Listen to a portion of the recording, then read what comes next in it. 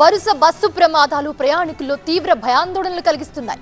Bus ఎక్కితే క్షేమంగా గమ్యస్థానానికి చేరుతామో లేదో తెలియని పరిస్థితి నెలకొంది. నంద్యాల జిల్లా బస్సు ప్రమాదం జరిగిన కొన్ని గంటల్లోనే మరో బస్సులో మంటలు చెలరేగాయి. అసలు ఈ వరుస ప్రమాదాలకు కారణమేంటి?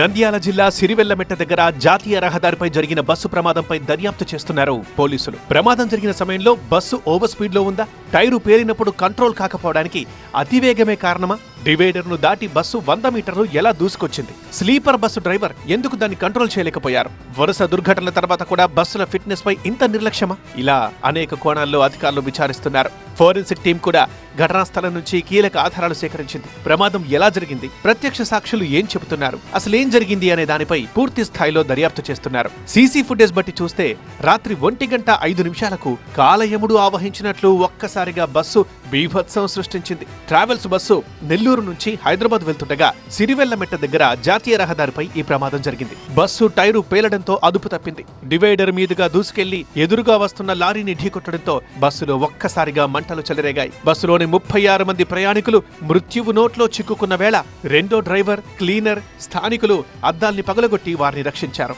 గాయపడ్డ వారిని నంద్యాల ప్రభుత్వాసుపత్రికి తరలించారు. అయితే ఈ ప్రమాదంలో 2 డ్రైవర్లు, లారీ క్లీనర్ మరణించారు. మరో 10 మందికి గాయాలయ్యాయి.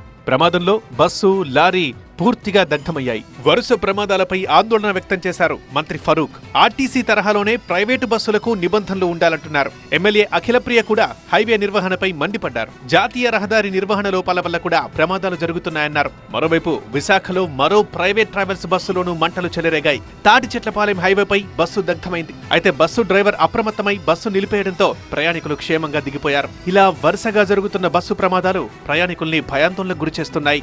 దర్యాప్తులో 90% పైగా ప్రమాదాలకు మానవ తప్పిదాలే కారణమని తేలుతోంది.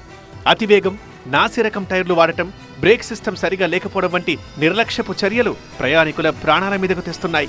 ఇప్పటికైనా నిబంధనలు పాటించని ప్రైవేట్ ట్రావెల్స్ పై కఠిన చర్యలు తీసుకోవాలని డిమాండ్ చేస్తున్నారు ప్రయాణికులు.